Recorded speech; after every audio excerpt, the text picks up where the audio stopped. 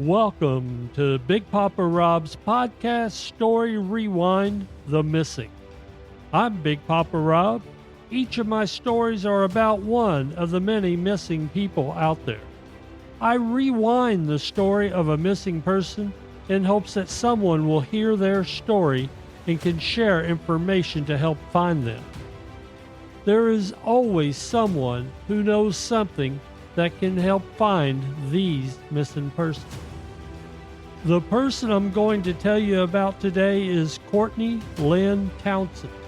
She went missing November 16, 2023, after she took her mother's car and hasn't been seen since.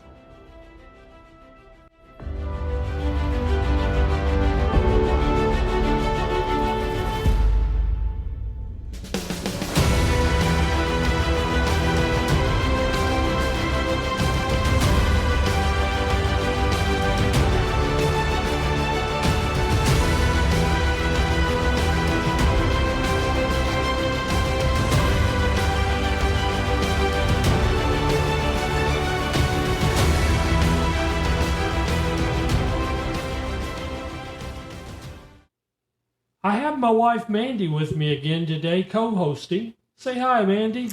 Hi. Today's missing person story came to my attention on TikTok when a friend shared a missing person's TikTok about Courtney.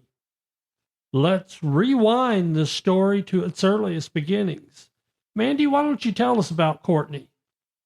Okay. Courtney Lynne Townsend was born March 22nd, 1999 in Las Vegas, Nevada. She was the middle child to Jane Newton and Michael Townsend.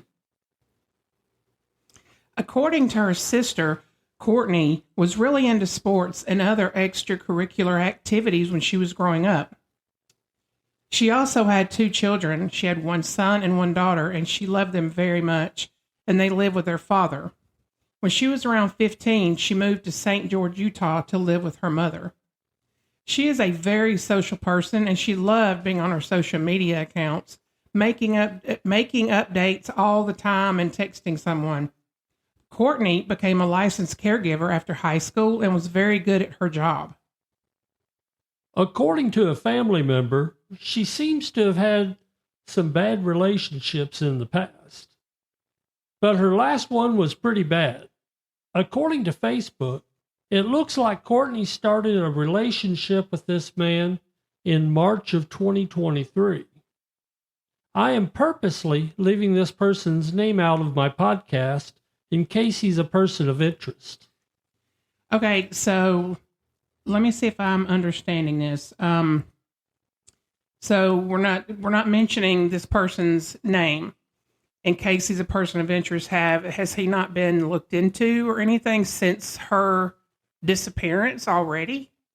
According to a family member, the police have talked to him, but I guess he's pretty good at spinning stories, according to this family member. So the police, like I said, have talked to him, but I haven't gotten anything from the police directly myself for this case. Courtney eloped in Las Vegas on October 2nd, 2023. Some say she was conned or forced to marry her now husband. After marrying this person, a family member said that she started struggling with more mental health issues and started using heavier drugs. According to the family, her husband was abusive to Courtney. More than once, she was treated for injuries resulting in the abuse or called family to help because she was afraid to go to the emergency room to be treated for the injuries that she received. It really sounds like her husband was the cause of a lot of Courtney's issues just before she went missing. I tried to reach out to the husband through social media to get his side of the story, but got no response. Do you know if there were any pictures ever taken of the injuries that the family says that she received from her husband? Not that I know of. Me and the sister didn't go into that specifically, so I don't know if they actually have any of that or not.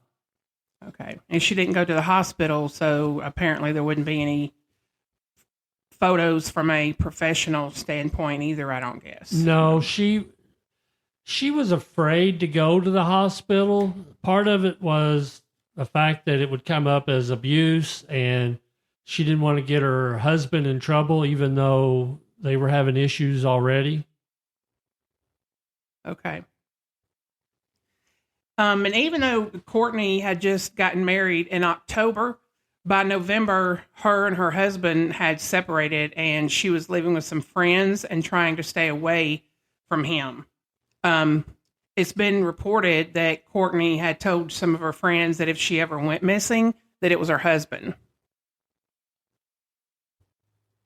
On November 16th, 2023, Courtney went to her parents' house and took several things of value and sentimental value from the house and loaded them into her mother's car.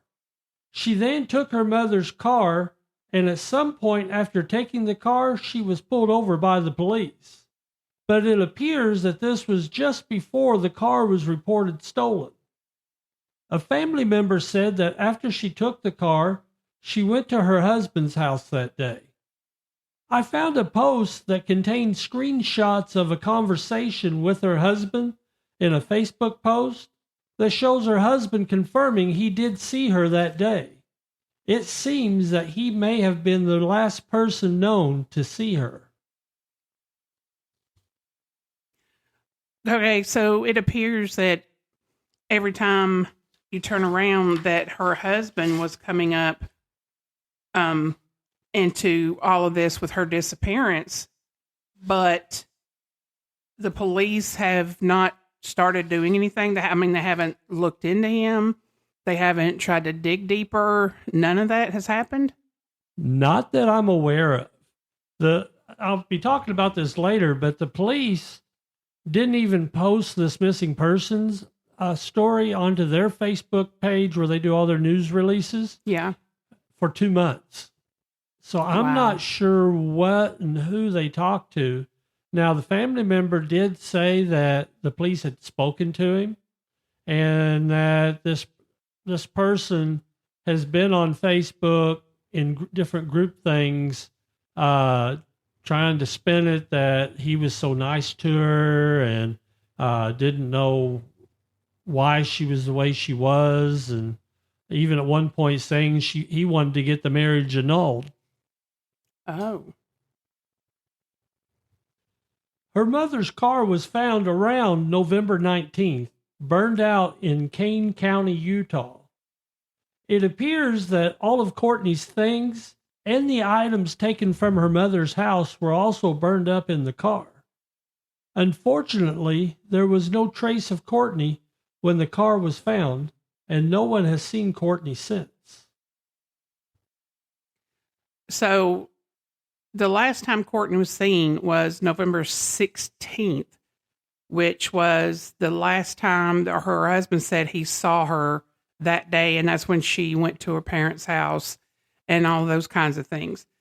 But the mother's car wasn't found till the 19th, and it was burnt out. All of her stuff was in there. So there's a 3-day gap there. So it makes you wonder, did she disappear after meeting with her husband, or was it the next day? Or, there's like a 3-day gap in there that makes you wonder. Yeah, the car I didn't get an exact location of where the car was found, but it was in a park area. Looking at Google Maps, this is kind of part of a mountain range area. And so this was described as being in a park area off the side of the road. So maybe no one saw the car, and maybe it was already burnt out the same day. There's not a lot of information around that. But the odd thing for me, assuming because she has been using drugs, she stole this stuff to possibly sell to be able to get more drugs. For me, the troubling part is if she did it and went off with to hide out, why would she steal the stuff and then just burn it up? That makes no sense. Yeah. Courtney didn't have a cell phone at the time she disappeared. She apparently threw this cell phone out of the car window a week before she went missing, according to family members. Unfortunately, with this gone, it can't be used to help locate or even try to contact her.